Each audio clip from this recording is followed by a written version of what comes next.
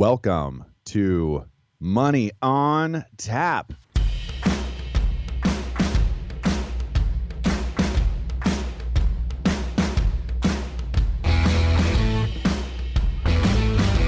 Money on Tap, your personal finance headquarters, where we bring out the professionals' experience and some fun in what we call three-dimensional investing, utilizing insurance, brokerage, and fee-based planning.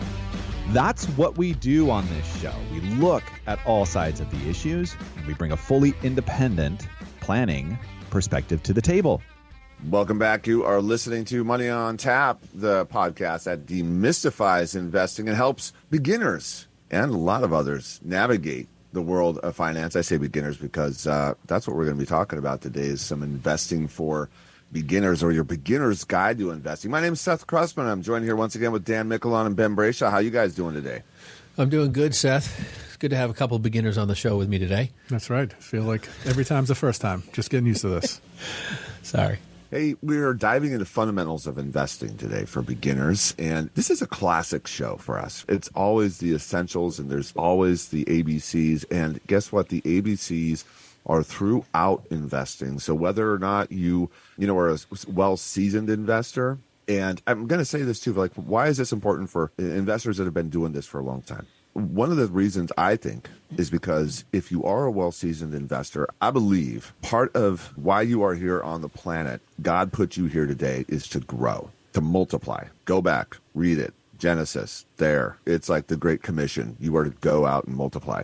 And part of that is turning around and looking who's behind you and putting your hand out to those people and helping those people along in their journey. Frankly, it's one of the challenges that we get regularly as advisors. How do we help people that are new to investing really get onboarded? A lot of the shows that we talk about here, just people are not going to relate and click immediately if they're new to investing. So it's so important for us to come back to these roots, to reach out to you and to give you tools, if you're seasoned investors, to turn around and help your family, help your kids, help your grandkids, help your community, your churches. This is important information for us all. And that's one of the reasons I love doing this show with you guys.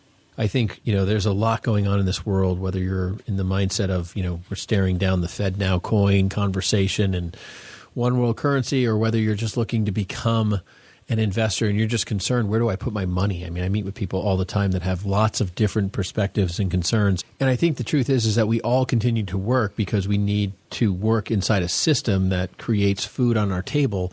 And how we mitigate that both now and into the future, no matter what that future holds, as bleak as it honestly seems some days reading the news, and as opportunistic as we hope it to be, is a complicated conversation. And I think, having a biblical background and really focusing on how to invest those funds and taking into account the biblical outcome that we know is ahead of us at some point, is important to be able to articulate into your portfolio. And I think that's what makes it unique for us to really communicate value in beginning investing for a lot of people who are scared about that. Especially in first meetings with people, I'd say somewhere anywhere from a third to a half, probably closer to a half of the time as we're wrapping up that introductory meeting, people ask us, well, you know what, as we're having this conversation, I thought of my sibling or my child or my grandchild. They always have someone come to mind that say, hey, listen, would you have this conversation with this person that's close to my heart, or would you take on this other person as a client? The answer is yes. And the tools that we have can help people enter the investing world, and education like this that we'll provide today is just foundational for people to just kind of get thinking in that vein, and whether they choose to go their own route and try it on their own, or engage an advisor, or specifically work with us. We're happy to see any of those outcomes. Investing to some degree is available to us all, and it's just a critical part of achieving your goals. I think you're right. I mean, honestly, I believe that what we do is our ministry, and I think giving back and helping people, even if we can't really do the investing for them, even if it's just some of our time to really put them on the right track, which is why we do the show. I mean, honestly, this is why we give back. We're not only partners, but we're also friends. And we have fun doing this, but we know that we can give things back because we want people to be successful. We say that, be successful in your investing. And we sincerely mean that. So if we can help you through this show, if just a phone call, we actually had someone reach out the other day just saying, hey, I have a couple questions. I just need some general guidance. And we know it's not a client kind of scenario, and we were both like, yeah, let's get this done for him. So we're here. We're available, and if we can make it better for you, we're all for it. Well, you're in for a ride, and we're going to have some fun today. Before we get going too far down the road, it is time for Money in the News. And first up there, this is coming to us from Jennifer Schlomberger at Yahoo Finance. Fed expected to skip June rate hike, but signal for more in the future. And this was welcome news, I think, particularly for the market, but for all of us, that it looks like, and nothing's set in stone yet. I think the meeting is upcoming here this week, but it looks like the Fed will pause their rate hike regime, which has been ongoing over the course of the last year or so. Give everybody a break here to see, hopefully realize the effects of the previous hikes. So I think this is kind of a welcome opportunity to kind of pause that and see where we're at. I've been saying for a while now that the Fed's going to raise rates a couple more times. And I'm optimistic. I do think that it leans more in the direction that they don't raise rates, but I am not counting it out that they won't raise rates. I think we could see a quarter point. The market's really shifted forward, and that is an indicator in the Fed's mind that the market can bear a little bit. From the standpoint that seeing the market rise and the Fed saying, hey, we might be able to sneak a quarter point in here, and the only thing that's holding me back on them maybe not doing that is the fear of pressure on the banks.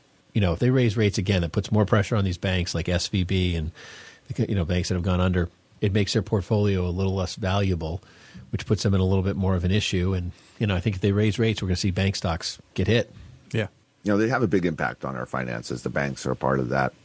So we're keeping an eye on the central bank's moves, and but it's a little bit like watching the Fed and the Furious, right?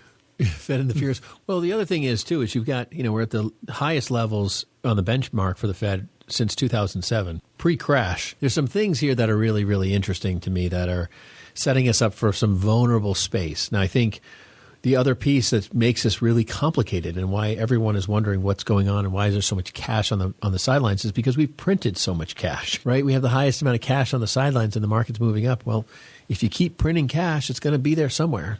How that actually irons out and how much that cash will be eaten up by their interest rates remains to be seen. So I think we have some room that they see we can grow. You really have to question if they know what they're doing. They've said like the indicator. Wait. Are we agreeing on something, Dan? Yeah, I think we are on this one. Yeah. We've pounded the transitory word into sand by this point, so we can throw that out the window. The two indicators they were looking for as proof that this was working, right, was the stock market tumbling and jobs becoming an issue. And neither one of those things has happened. The market's up, jobs are plentiful. You can't hire people still. But the fact of the matter is that looking at the year-over-year increase in the inflation rate, this past month it was only up 1.1%, which is the lowest annual increase since December 2020, when this thing really started to skyrocket. So the effect they were after is seemingly appearing, but all the indicators they told us to look for didn't prove to be true. Well, it's way above the 2% target that they wanted it. We're at 5%. We've had the highest historic rate increase in history. We're at pre-crash numbers, interest rate-wise. I don't think it's a doubling of the rates from here. I think it would be a tripling of the rates to bring this down to 2%. But if you look at that year-over-year curve, I was watching it in the article. this thing spiked right up in the last year, and it's right back to where it was at 1.1. But they're not even saying 2% for 1 month. Like, this isn't what they're talking 2% 12-month average. So if all of the months before are 8, 7, 6, 5, or like, oh, great, we hit 2%. Now we got to go to negative 5% just to even out the last positive 5% 6 months ago. People have to understand that we've got to be really low for a long period of time. I desperately hope this 2% thing. I'm going to jump in right there and disagree with you. And I'm going to go back to the previous, before that, what was inflation? Because inflation was so low that in order to get to that rate that they needed, we were talking about this. Like, we're going back a couple of years now when we were talking about this. We needed to see this inflation happen in order to bring that up. So with the recent numbers, I'd be curious to see what this looks like in a much larger chart. We've gone from 8 to 5, and I got to be honest with you, I don't know anything. I said to somebody the other day, and I think I said this on the radio too a while ago, briefly, I would pay anything to pay only 8% above what I'm paying a year ago on everything. I can't think of one thing that's only up 6 or 8%. Can you name something? Soda's doubled, water's doubled or tripled, milk's doubled or tripled, eggs have doubled, meat has quintupled, I think. It's like you name one thing that went from $1 to $1.08. No, everything goes from $1 to $2. Yeah, like electricity. Yeah, my electric bill's doubled. What's down 25% offsetting eggs? Okay. This thing is such a joke. And I'm sorry, but I just don't know. I said, if I was only paying 8% more this year on everything, I would be a super happy camper. Well, I think you're going to enjoy this next article then, Ben. Grocery prices are rising in America. Here's what got more expensive. And this is from Danielle Weiner-Bonner coming out of CNN. And grocery prices ticked up in May after dipping in March and April. So we have seen an increase in grocery prices, 5.8% increase. Menu prices at restaurants are up 8.3%, and food overall is up 6.7%, which is outpacing annual inflation, which is at 4%. But there are some things that have come down, which was interesting to see, and eggs is one of them. It's dropped 13.8% in the last month, which is the largest drop since January of 51. After quintupling. Correct. It's still more expensive. I still think you get a wise investment in that chicken coop, but I think things are moving in the right direction. Yeah, I was thinking about that with my new chicken coop, which, by the way, I'm picking up in a few days here. With the drop in price of eggs, it's now I have to eat like 5,500 eggs before I break even. But You're gonna. But I will tell you, Dan, that you say that, right? But in the same article, it talks about how flour, the number one ingredient to make pretty much everything, is up 17%. That's year over year. Year over year. And then margarine's 22.5%. Bread, 12.5%. Sugar, 11%. Ice cream's up 8%. That's like a staple in my diet. Yeah, well, summertime too. That's bad news for the heat. Oh gosh. I mean, I understand what you're saying, but here's year over year. This is 8%. I don't know about you, but everything has already climbed so much so fast that even these things still climbing, like major staples, are an issue. I'm glad eggs have come down, but we're talking $7 to $6.30. I mean, who would have thought that, tomatoes and cucumbers were going to be like luxury items, like I feel like I've got people looking at me like I'm wearing Gucci when I've got tomatoes and cucumbers in my basket at the grocery store. I mean, every time we sit down with something, they're like, oh, my food bill. It's doubled. I mean, I don't hear anybody saying anything but something like that. And I'm sure every one of our listeners, I'm trying to figure out how to cut my food bill. Yeah, no, it's been painful. It's been painful for a while. I just hope we're on that right trend. I mean, time is going to tell for us, but there's no doubt about the fact that, prices have been just shockingly out of control on the rise for quite some time now. Next up, we have generative AI will add trillions to global economy. This is by Breck Dumas. And thank you, Breck. Thank you, Breck. I really appreciate this article. Hey, AI is in the news everywhere, and there's probably very few people who will say that they don't know what AI is. But the artificial intelligence community and trying to build, awareness around that, they're talking about how basically AI is going to cut out so many jobs and the awareness and do the work of so many people in so many different industries. And I was kind of perplexed on a lot of different things, because I was even having a conversation this morning with my wife about, she was talking about a new math curriculum that's coming out that's totally AI built. It's built on AI. So as a kid is doing the math problem, it says it figures out what they're struggling with in the math problem, and then it starts tearing the math problem down to the element in which they're struggling with to help them resolve that problem so that they can then apply it to the bigger problems. Because it's not that, and I was like, wow, that's very, very interesting. And they were saying how, it's like a big deal to get on this list with in the educational space.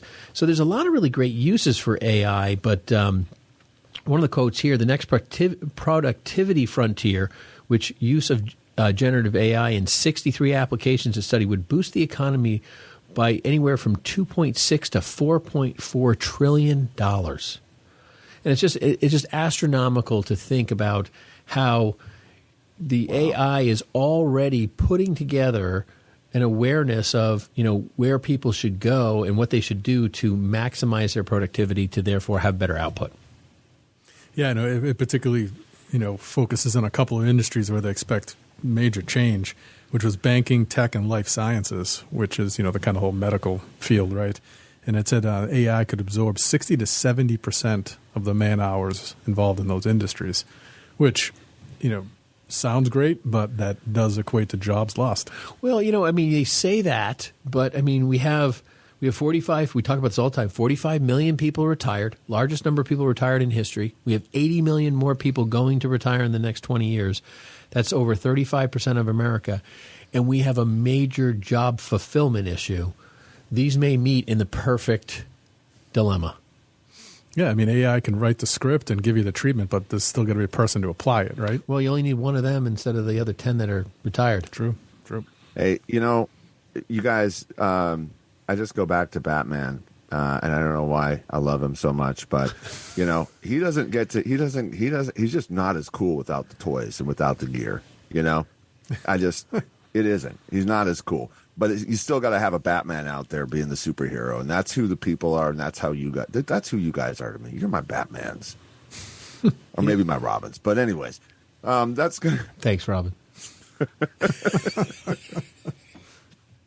That concludes our Money in the News for today. We hope you enjoyed, the humor, the highlights, the valuable information. Stay tuned for more as we come back with Money in the Tap. It's going to be the intro to investing for you today, your guide to getting launched into becoming a successful investor.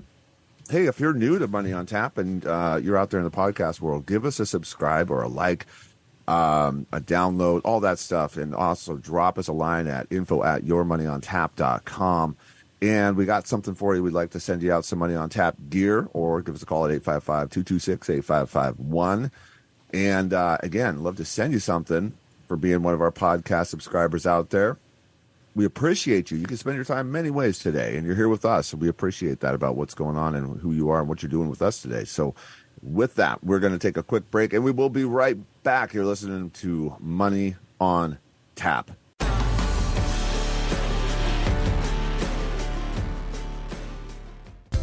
Hey everyone, Dan Mickelon here with Brayshaw Financial. Looking for a hassle-free way to invest? Look no further than Brayshaw Financial Group. With Brayshaw Financial Group, you can start investing with as little as $100. Enjoy a user-friendly platform with a diverse range of investment options. Visit Brayshaw Financial Group and start your investment journey today. Brayshaw Financial Group, investing made easy. We appreciate you listening to Money on Tap with Ben, Seth, and Dan. You can contact us at 855-226-8551 or email us at info@yourmoneyontap.com. And now, more of this week's program.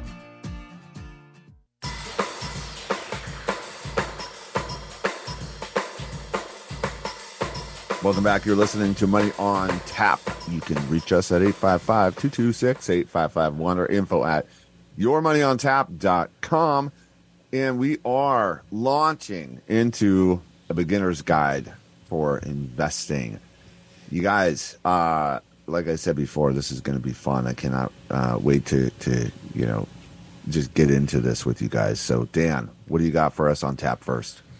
Well, I think the first thing to do is to understand your financial situation, right? So you got to have a pretty good handle on your kind of inflows and outflows before you can determine whether this is the right time to get invested, right? So going through a simple budget exercise, understanding, what your income is, what your expenses are.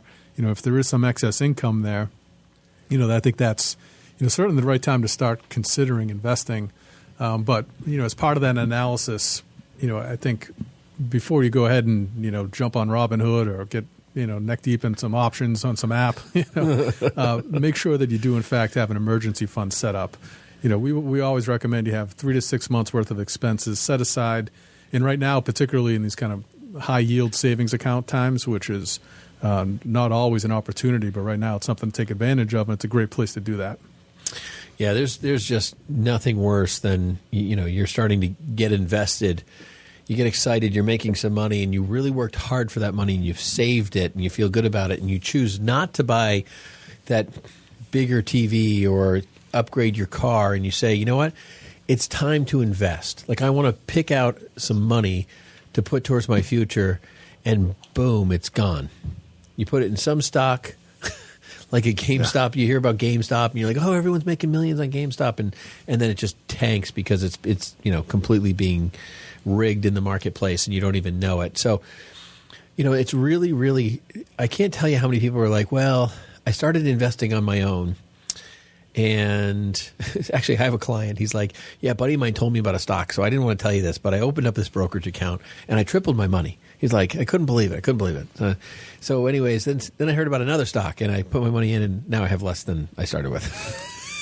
He lost me, so he was embarrassed to say it. He's like, I'm just leaving it up to you because, there are those times where you make money, but the truth is the best investors are, the slow and steady. I mean, I really have. We've found value in just really focusing on companies that are, profitable, that are solid, that are, have a yield even potentially, that we see real long-term use. Like the company's making money. They're doing what they should be doing. There's people buying their product. They're not being boycotted like Target. By the way, I think everyone should bankrupt Target. I think we should communicate that to this world. But I don't want to buy Target stock right now because goodness gracious, if they do bankrupt them, what's going to happen to all my money?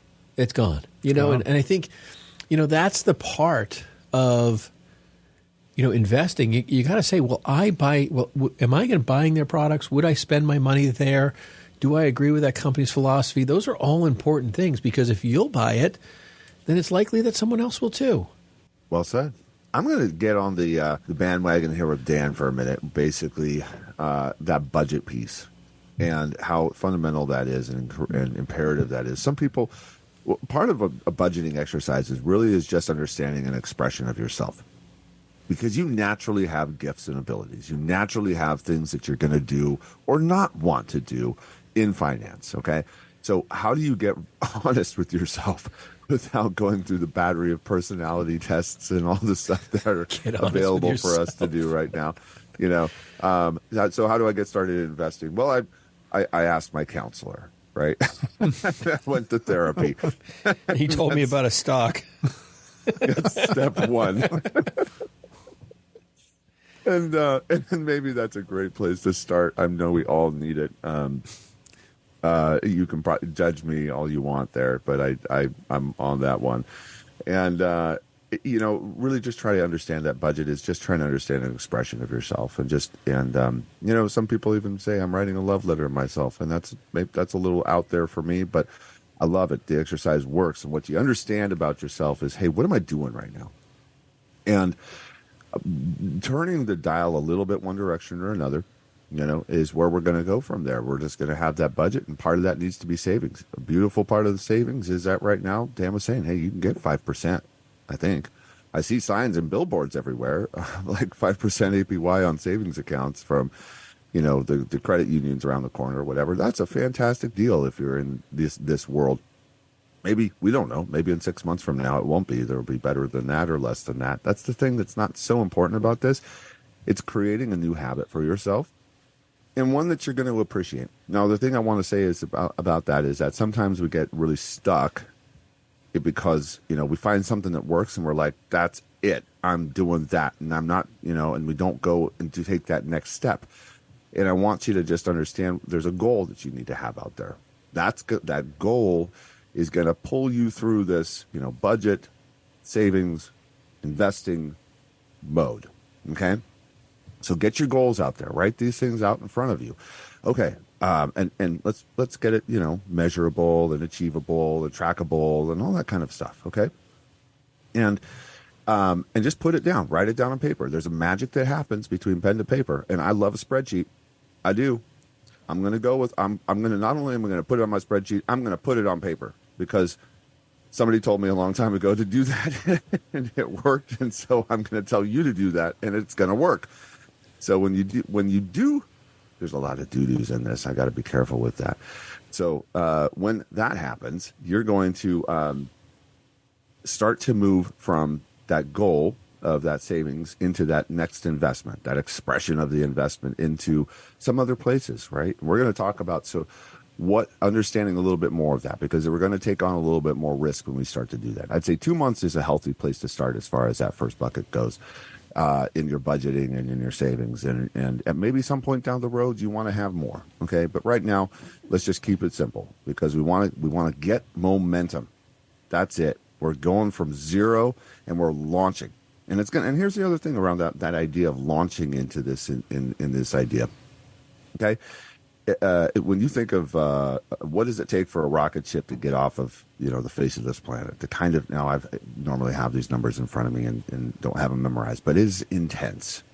It is a powerful, a very, very incredible, powerful move that has to happen in order to get that ship off of the face of the planet, to get past gravity and into that where it's got to go. So it's going to take some doing. We're here, we're doing, now it's your turn. All right. And we've got lots of ways to try to help that lighter fluid go and get and get that ship off the planet. But it is going to take some work, and it's going to happen. I like everything you're saying there, Seth. I think the only thing I would say is that, I don't think a lot of our listeners are going old school pen and paper here, or, and probably are not expert Excel spreadsheet people. But I would say that there is 1,000 different applications out there to build a budget and, link your accounts to and stuff. And I recommend none of them. I do know a little bit about the Mint.com. I think that's owned by QuickBooks, I believe, or something. Yeah. So, I don't know how safe your information is there. But a lot of these programs, if you can find one that you can verify your security and so forth, you can literally bring in your credit cards and you can bring in your debit card and your bank accounts, and you can categorize everything and then start goal orienting yourself to what you think you should be spending. And I got to be honest with you, my big sin in the financial spending horrific world, was Starbucks. Driving through the drive-thru, grabbing a quick coffee because I'm going from here to there, doing this, that, the other thing, was horrific. And when I started holding myself accountable to where I was spending some of my money and kind of going through budgeting processes, which I do from time to time when I start feeling like I'm spending too much, I get that feeling. And that's because I'm just a math guy. So I'm like, man, I was appalled at how much money I was wasting on coffee. Instantly got a new coffee machine. In the office, I actually bought to-go cups for everybody here, nice Yetis. I was like, you know what? I can invest that money so much better, and I can spend that money in other ways on my family and do things. What a waste. And so, accountability is really important. And honestly, finding a way to hold yourself accountable is really, really valuable. Now, with everything going through QuickBooks and how we do everything here, I actually bring all of my personal stuff into a separate QuickBooks file, and I have that all organized so that I can look at it. So I'm maybe a little bit over the top on some of this stuff now, but honestly, I only got better at my own financial health by holding myself accountable and looking at the numbers, to the point where I was literally looking up the other day how much I spent on Target in a year. Because I was going to call the manager and tell them how much they're not going to make off us next year as a family. So, but one of the things that comes down real quickly to budgets and goals, relative to that, given our audience, we hear often, right, Dave Ramsey, yeah, right, that question comes up in first meetings all the time. What do you think of this? And what are your beliefs around his program? And getting out of debt is absolutely a massive, very, very healthy first step. I don't think you have to do one and then exclusively the other, some combination of getting invested, but just realizing that, if your credit cards are costing you 23% in interest charges and doing 23% in the markets, that's a fantastic year. That's a pretty easy relationship to make in your mind, saying, well, maybe I got to focus in on getting rid of this debt before I can launch this ship up into space, because dragging 23% behind you it's going to hold you to earth. Yeah, common sense really plays a big role. What I've found is when Dave Ramsey's stuff kind of goes south for people, it's when common sense was never applied. I had a friend of mine, he was not in the investment space, but he felt guilty after going to a Dave Ramsey event for a new vehicle they had purchased, a brand new one, a minivan for their kids and so forth. And then after going through the Dave Ramsey thing, he literally walked into the dealership, traded his minivan in, got another one that was a lower payment because he still needed a vehicle. So he still had a payment, but it was more affordable for him. Took a huge bath on that, on having just bought a new vehicle. And this sounds obvious when you explain it this way. And when he thinks about it in the background, he now says that was the dumbest thing I ever did. Driving down the road, the car completely breaks down. Him and his family stuck on the side of the road, which, at some point in time, like you've already made a bad decision. There's not necessarily just jumping out of the plane because you got on the wrong plane out the window doesn't always make sense, right? You might want to land at the next airport and then figure out how to get home. So, but that's what a lot of... I hope it's Salt Lake City. I love that airport. Well, yeah, but I mean, the thing is Dave Ramsey makes sense when you apply common sense to your situation, but no advice is so good generally that it applies to everybody infinitely. True. Very true. And that's the biggest problem that happens. So, yeah, if you're in 23% credit card debt, run into the stock market is by no means the place you should be going. Right. Get yourself financially square. And why are you in that debt to begin with? Folks, there's some other things that you really want to be understanding around this, okay? And we're going to have to get through some more of this information, and we're going to take a quick break. Some of the things that you want to start to understand are some just investment concepts like diversification, asset allocation, compounding. And we've got some great tools and videos for you at BrayshawFinancial.com. If you go there, we've got some instructional videos. They're beautifully done, visually done, so that you can really understand and make these your own and start to use them as you start to put money into these investment compartments. You're listening to Money on Tap. We are talking about investing for beginners. And if you're listening to us in the podcast world, subscribe, send us a message, tell us whatever. We'd love to hear from you. Just say hi. And we've got some gear we'd like to send you for Money on Tap. You can reach us at 855-226-8551 or info@yourmoneyontap.com. Don't go anywhere. We'll be right back.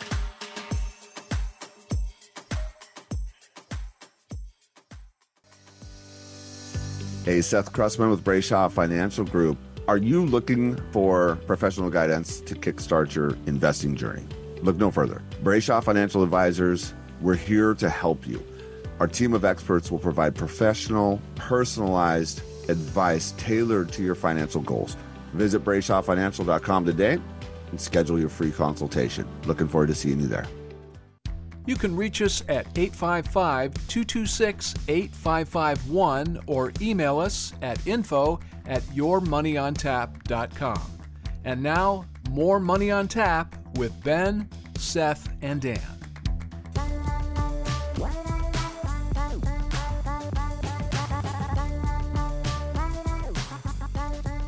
Welcome back. You're listening to Money on Tap. You can reach us at 855-226-8551 or info@yourmoneyontap.com.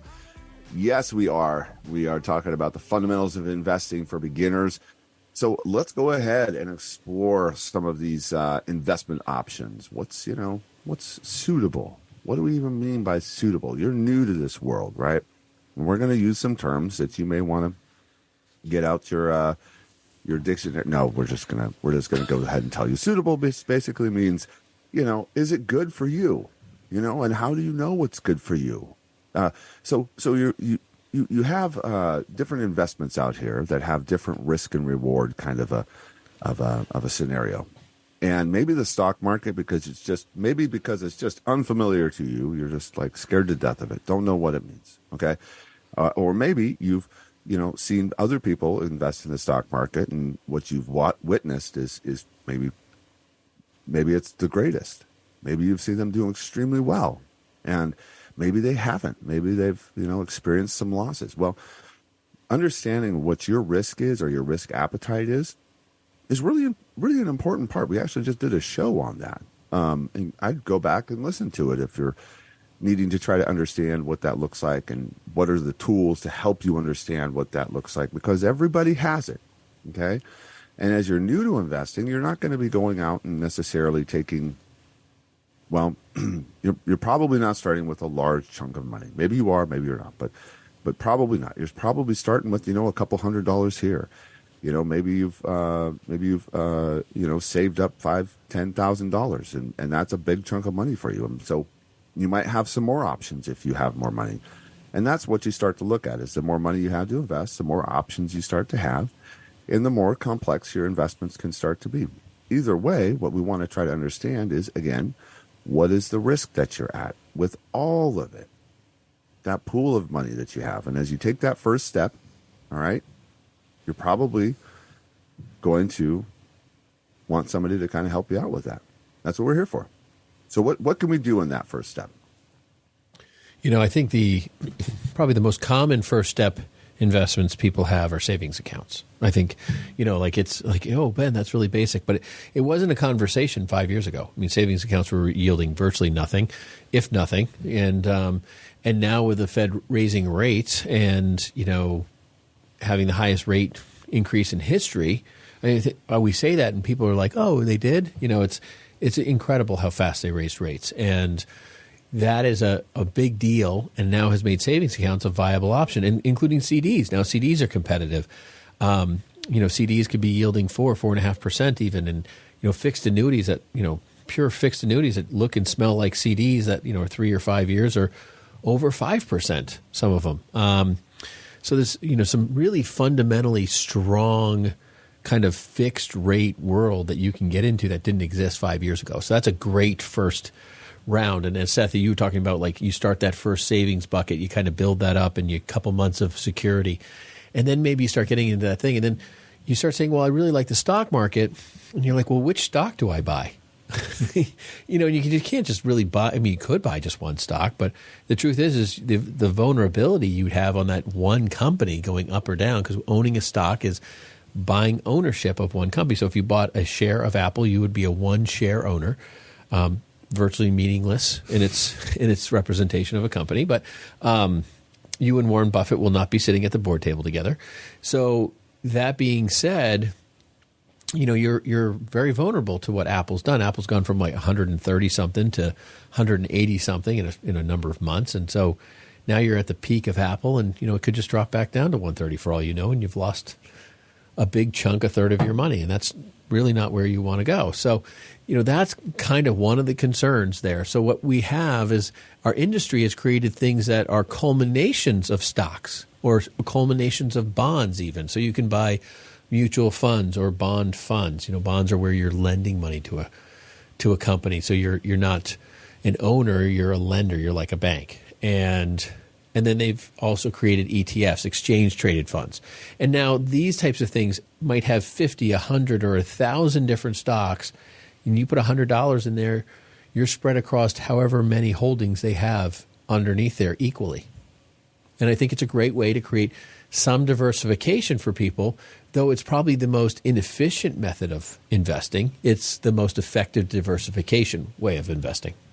A lot of people take that first step inside of a retirement account, right? So once the savings is secured, or the emergency fund rather, and whether you're using a savings account or some other vehicle to do that, kind of the next step that most people get engaged with is through their employer, right? You have access to a 401k or a Roth 401k, and the company offers you some degree of a match if you're lucky, and that's fairly common, so it's something to look into.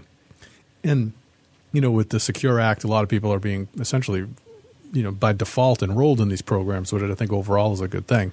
So, understanding what's available through your employer, if you've made the decision to start investing at the minimum up to that match point, I think are tremendous ways to get going. And then, if you're in a position of not needing the tax deduction, go ahead and use the Roth version of that would also be my advice. But that's where now you begin to have to decide, okay, I've made this decision to have the excess income. I'm going to commit to getting invested. Which do I do? And there we'll find access to ETFs and mutual funds most commonly. And one of the simplest things to do is you can buy an entire index in either form, ETF or mutual fund. We've done shows in the past on what the difference is between the two. I welcome you to check that out. But the major indexes are fairly household names. A lot of people are aware of these, even if you're not participating in the market.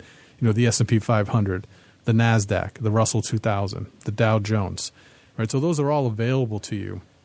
And you can choose one and get invested in it. You can spread it out amongst them all. And you can do those, again, in mutual funds or ETFs by design. And as well, if there's a specific sector that you're interested in, say, listen, I don't necessarily want all of the S&P 500 companies, but I really believe in energy. I really believe in technology. I'm really excited about this AI space. Right? There are specifically carved out ETFs that focus on a very specific sector of a market, and you can invest in those. But as soon as you make that decision to kind of contract your investment world, to Ben's point earlier, now you've reduced your diversification. You've taken on a little bit more risk just by making that simple decision. Yeah, I'm definitely a proponent more so of ETFs than I am of mutual funds. I'm a long way difference, in my opinion, of where to spend your money. I'm definitely, I would probably say that I'm probably in the anti-mutual fund camp for the most part, though we have to use them sometimes to create opportunity for a certain space or certain sector or certain 529 plans require them. Yeah, it's like, yeah, exactly. Like there's just certain things we can't mitigate mutual funds from, but I do find them to be the most inefficient methodologies of investing. Where I really like the ETF space more so. Like if I had to choose between the two, I'm definitely much more of an ETF fan, only because ETFs, exchange traded funds, they allow you to be intentional about your investing, where you can actually say, I want to own gold. And, we're not promoting gold here today, but I'm just saying if you wanted to own gold and you buy a gold-based ETF, everything associated with that ETF is going to be gold. It's going to have gold miners, gold refiners, gold transporters, security companies that deal with gold. Like anything that has gold relevance, you're going to have whatever companies they're going to buy that they think are opportunistic, but they're also all going to have a connection to gold. And so, having that intentionality is really exciting, because now you can say, I really think the energy sector is going to do well right now. So if that's what you think, you can buy an energy ETF. Now, you might own Exxon and Chevron, and you might own a pipeline for all you know. Those are things for you to consider. But I would say, guys, that I'm definitely more of an ETF fan when you're looking for exposure in that space. I'm with you on that. Now, the other thought I have with that is the cost of the investing as well, and understanding that, ETFs and mutual funds, they all have this cost that's inside of them, and it's it doesn't come out of your pocket in the way that you pay a bill or something like that. It's just inside of the investment. So if you have a 10% return, or if you have a negative 10% return, there's an ongoing fee inside of those investments, and understanding what those fees are.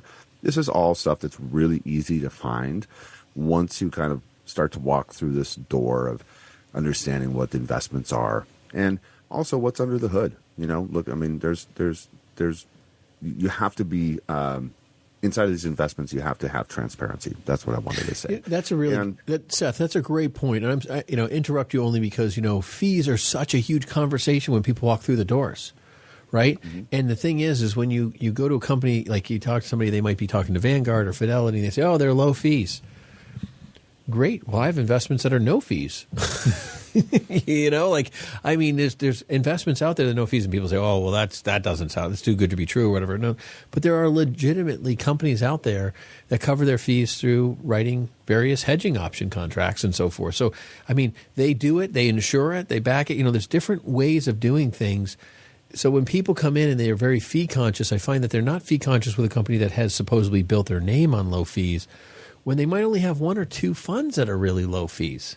That's the funny thing, too. And then people don't understand that fees are so much deeper than whatever is staring you in the face as, their operating fees, because that doesn't – those costs don't open and close the doors at these companies. So when it comes to a fee-based conversation, understand that these things are all regulated. So when you walk through our door or any door you have out there, there's a regulation behind what's fair and equitable in our world. And, and there's people who can manage that to be less expensive, like you can negotiate potentially, or you could say, oh, nope, that guy's really high and the performance isn't there. Yeah, that's a tough thing to navigate for a lot of people. It's really and there can be a lot of fear around that as well. Yeah. And so one of the things fear is absolutely where you're at. You're right. It's like, it doesn't matter. If you're chasing fees, you're chasing the wrong thing. It's really not what you're chasing. You should be chasing what you should invest in, what's right for you, what's suitable for you, what makes the most sense for your goals. It's not about the fees. I'm not saying we dismiss the fees. I'm just saying that if all you're concerned about is the cost to the program, you could buy something that's low cost or what you think is low cost, and you could lose it all. You're listening to Money on Tap. You can reach us at 855-226-8551 or info@yourmoneyontap.com. We are going to take a quick break, and we'll be back with more investing for beginners. Are you ready to take control of your financial future? Look no further than Brayshaw Financial Group. Our team of experienced advisors is dedicated to helping beginners like you build wealth through smart investing strategies. Visit BrayshawFinancial.com today to start your journey towards financial independence. Brayshaw Financial Group, your partner in wealth creation. We appreciate you listening to Money on Tap with Ben, Seth, and Dan. You can contact us at 855-226-8551 or email us at info@yourmoneyontap.com. And now, more of this week's program.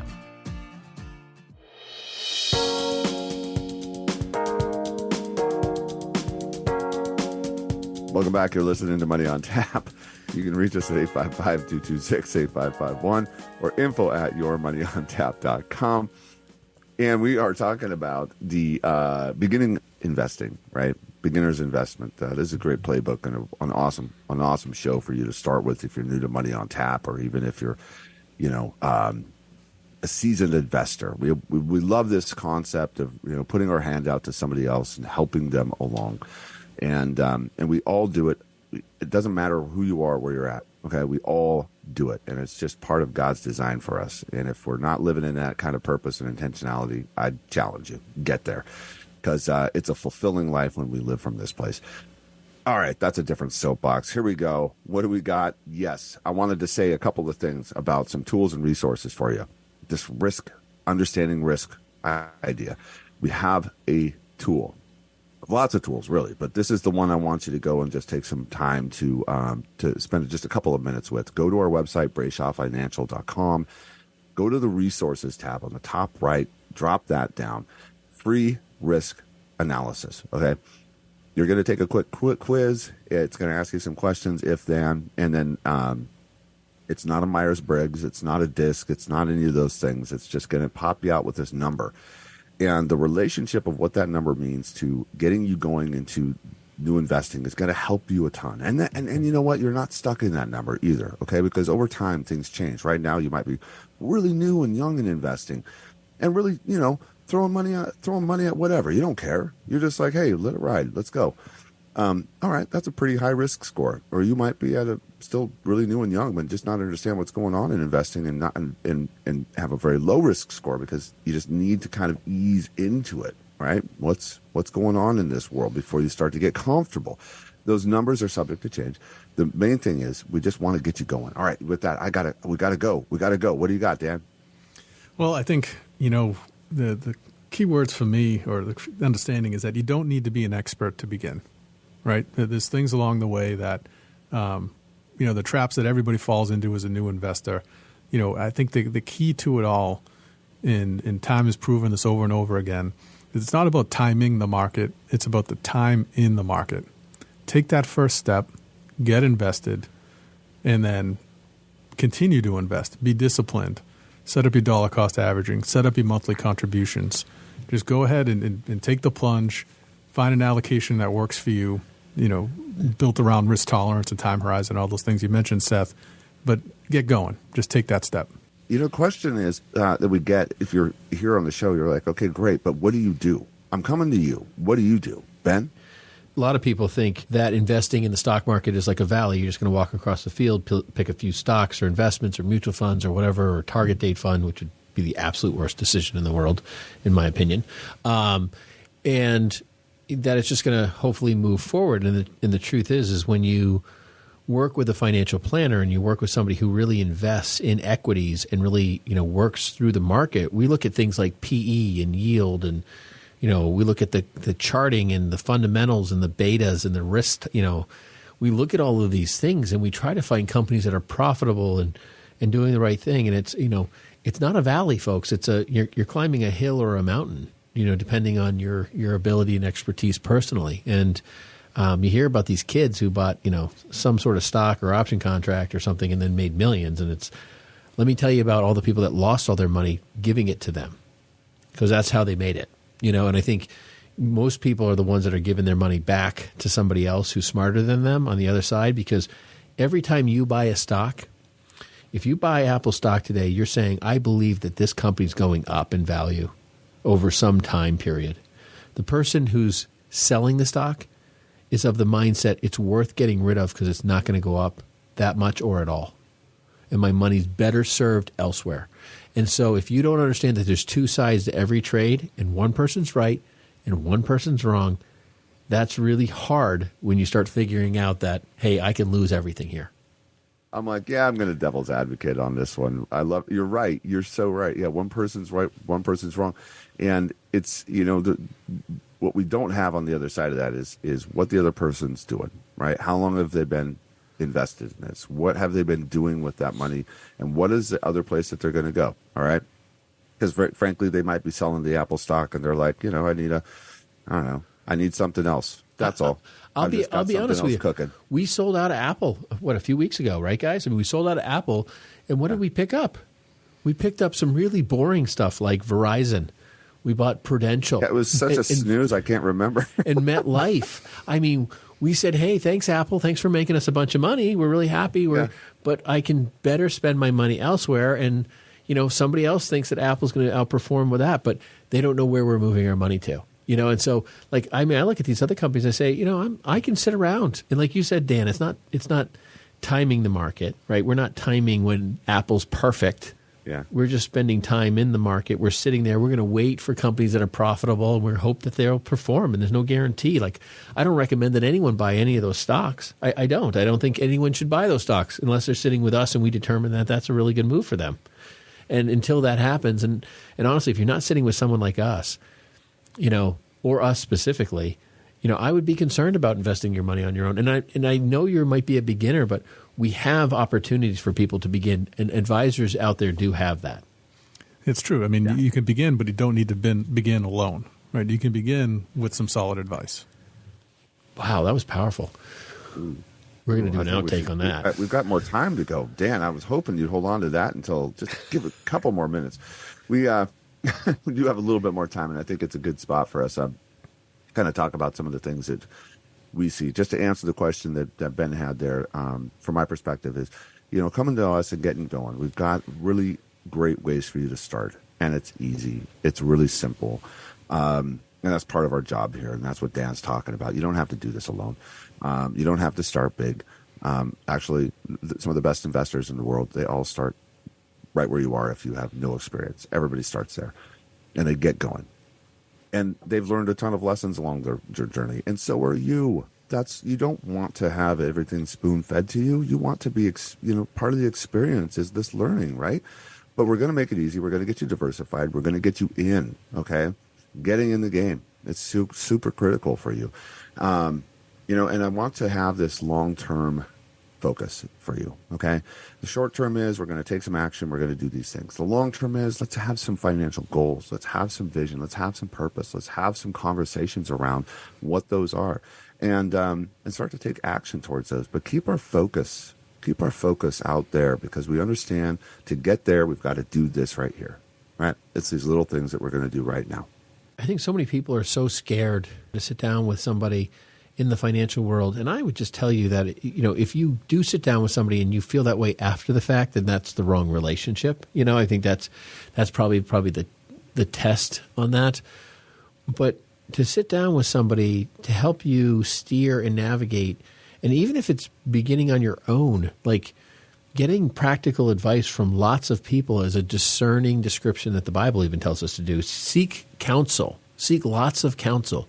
And if you're trying to do this alone and you're not seeking multiple counsels, and then in reality you're really stepping outside of the realm of how to do things well. I mean, it's like, hey, if you're going to build a house or you're going to, get a new car or whatever you're going to do, like you talk to people like, hey, how do you like your car? Or, you research it online, or sit down with people. Don't be afraid of that. So many people are so afraid to be judged by financial professionals. Like, you don't even have a clue. Like, you could see somebody going down the road in a Mercedes or a BMW, and they could be totally bankrupt, and you could have some money in the bank and be worth more than them.